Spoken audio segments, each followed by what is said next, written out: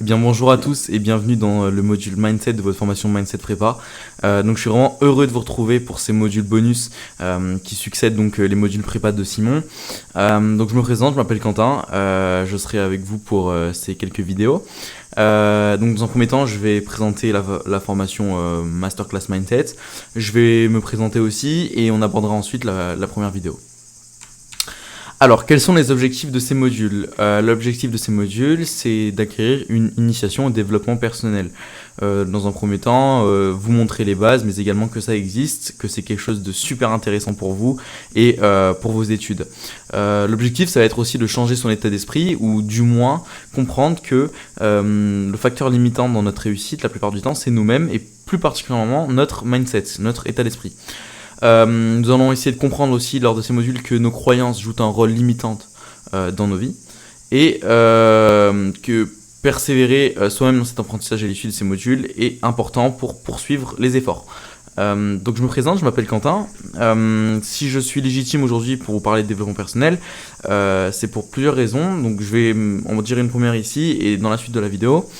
Donc maintenant moi ça fait plus de 4 ans que je fais du développement personnel. Tout ce que vous allez voir au sein de cette vidéo, je l'applique sur moi-même, c'est quelque chose que j'ai lu, que j'ai compris, que j'ai appris, je ne l'ai pas inventé. Je vais vous faire part aussi de mon expérience, mais c'est quelque chose que j'expérimente depuis plus de 4 ans, donc je me sens parfaitement légitime pour vous en parler. Je suis toujours étudiant afin de devenir pilote dans l'armée, mais je suis aussi entrepreneur et j'ai 2 entreprises à mon actif. Et comme j'aime le dire souvent, sans ce changement d'esprit, sans ce mindset-là, je n'aurais pas été capable plutôt de réaliser ces 2 entreprises. Alors attention, le développement personnel, c'est un travail sur le long terme, donc ces vidéos ne suffiront pas. Je ne me présente pas comme une formation, je me présente juste comme un petit avant-goût, histoire de vous donner les quelques bases et rudiments de la pratique. Donc j'ai nommé cette partie 1, donc cette première vidéo, la remise en question. Remettez-vous en question. Et donc pour commencer, on va tout de suite commencer par cette citation de Nietzsche. Alors, qui nous dit que, Nietzsche nous dit, les convictions sont les plus grands ennemis de la vérité que les mensonges. Donc, en fait, dans cette situation, Nietzsche évoque que finalement les convictions sont plus dangereux pour la vérité que sont les mensonges. En effet, les convictions sont notre principal problème en tant qu'humain. Pourquoi ? Parce que la majorité du temps, elles sont négatives pour nous. Elles sont négatives parce que une conviction, c'est quelque chose de très puissant, quelque chose qui est ancré en nous, et par conséquent, arriver à s'en débarrasser et arriver surtout à réaliser qu'elle est limitante pour nous, c'est quasiment impossible. Donc c'est quelque chose qui peut devenir très négatif. Donc comme je viens de le dire, il est difficile de s'en débarrasser. Nos convictions sont liées depuis toujours à nos entourages. Et c'est ça aussi le côté malsain de la chose, c'est que au final, on est très soumis à ces convictions-là, puisque depuis tout petit, on apprend de ce que nos parents nous disent, et au final, on n'a pas vraiment un esprit critique là-dessus, et on se contente de cette vision-là. Malheureusement, donc, la majorité du temps, nous les choisissons pas. Donc par exemple, depuis tout petit, on me répète que je suis mauvais en mathématiques et mes résultats sont alarmants. Par conséquent, j'en déduis que les maths ne sont pas faits pour moi. Donc c'est un exemple que j'ai choisi au hasard, mais c'est quelque chose de très courant. On entend souvent dire les gens « Ah ouais, non, le sport par exemple, c'est pas fait pour moi, les mathématiques non plus ». En soi, ce raisonnement ne repose sur rien de logique, c'est vraiment des convictions, c'est ancré en nous, c'est profond, et c'est aussi une zone de confort, c'est-à-dire qu'on va pas essayer de se confronter à une autre réalité. Maintenant, je vais vous demander de prendre quelques secondes pour vous rappeler de vos convictions d'enfant. Voilà, donc prenez quelques secondes maintenant, tout de suite, et essayez de vous souvenir de ces convictions, des trucs un peu ridicules qui n'existent plus pour vous aujourd'hui, mais qui étaient franchement négatifs à l'époque.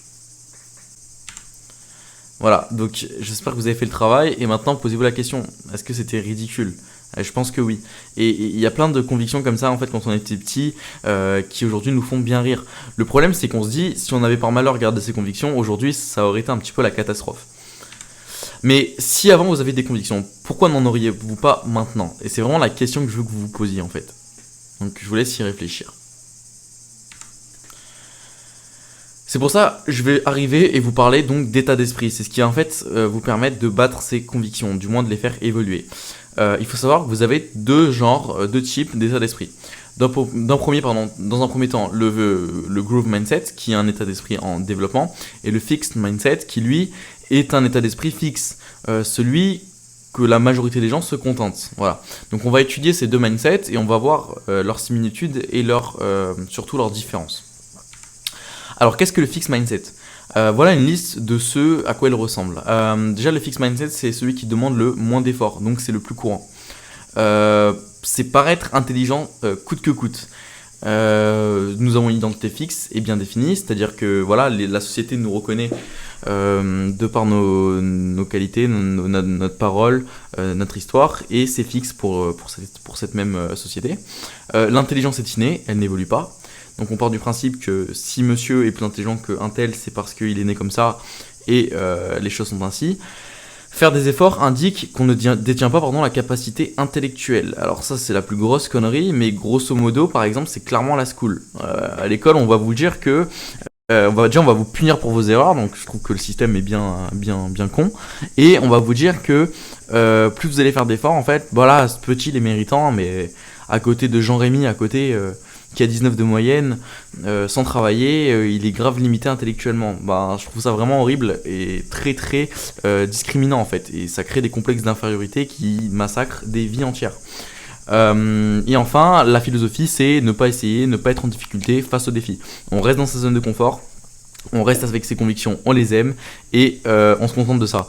Par exemple, un autre exemple du coup, depuis tout petit, on me répète que je suis mauvais en mathématiques et mes résultats sont alarmants. Par conséquent, j'en déduis que les maths ne sont pas faits pour moi. Donc on en revient exactement à ce qu'on disait antérieurement. La personne qui est mauvaise en maths va se contenter de l'être. Il va pas chercher à améliorer parce que on aura cessé de lui répéter que non, malheureusement, les maths n'étaient pas faits pour elle ou pour lui. Maintenant, qu'est-ce que le growth mindset ? Donc voilà une liste à quoi il pourrait ressembler en fait. Déjà, il est beaucoup plus rare. C'est évident puisque beaucoup de gens de la population n'ont pas un fixed mindset. Il permet d'atteindre un niveau de succès important. On va voir par la suite pourquoi. L'objectif, c'est d'apprendre coûte que coûte. On va vraiment investir dans l'apprentissage et on va vraiment chercher à s'instruire. Donc que ce soit en lisant des livres, en achetant des formations, en essayant vraiment de vraiment tout apprendre et ne jamais laisser au hasard. L'échec fait partie de l'apprentissage, donc contrairement à l'école, on va considérer que l'échec est bon, voilà, vraiment. Par exemple, on dit souvent que le succès c'est fait de 99,9% d'échecs, donc ça en dit long. Ensuite, on considère que l'intelligence se développe. Exemple concret, j'étais quelqu'un de très peu créatif et dû à mes entreprises, etc., j'ai dû le devenir de plus en plus et finalement, mon intelligence créative, on va dire, elle se développe de plus en plus. Donc c'est vraiment quelque chose qui peut évoluer. Pour le growth mindset, ce qui compte, c'est d'essayer. Alors évidemment, l'objectif c'est de performer, mais on va chercher surtout à passer à l'action en fait. Donc c'est ce qui compte le plus. Nous sommes responsables de notre situation. Et ça, c'est ce qui est le plus important, c'est la part de responsabilité et on va voir ça dans la diapositive qui s'ensuit. Par exemple, si je suis mauvais en maths depuis tout petit car je n'ai jamais aimé et bossé les maths, à partir d'aujourd'hui, je resterai positif à chaque session de mathématiques et je vais travailler dans l'unique but de devenir le meilleur possible en maths. Déjà, il y a le mot bosser qui apparaît et l'optique de je resterai positif à chaque session et je vais travailler dans l'unique but de devenir le meilleur possible en mathématiques. Et c'est ces mêmes mots qui font la plus grande différence. La responsabilité. Quand on a un growth mindset, on va considérer qu'on est responsable de tout ce qui nous arrive dans notre vie, que ce soit dans le positif ou dans le négatif.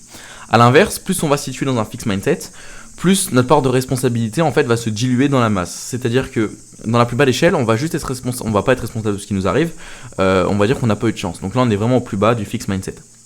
Ensuite, on va dire que certaines choses ont une influence sur nous et nous avons une influence sur elles, mais pour le reste, on n'en a pas.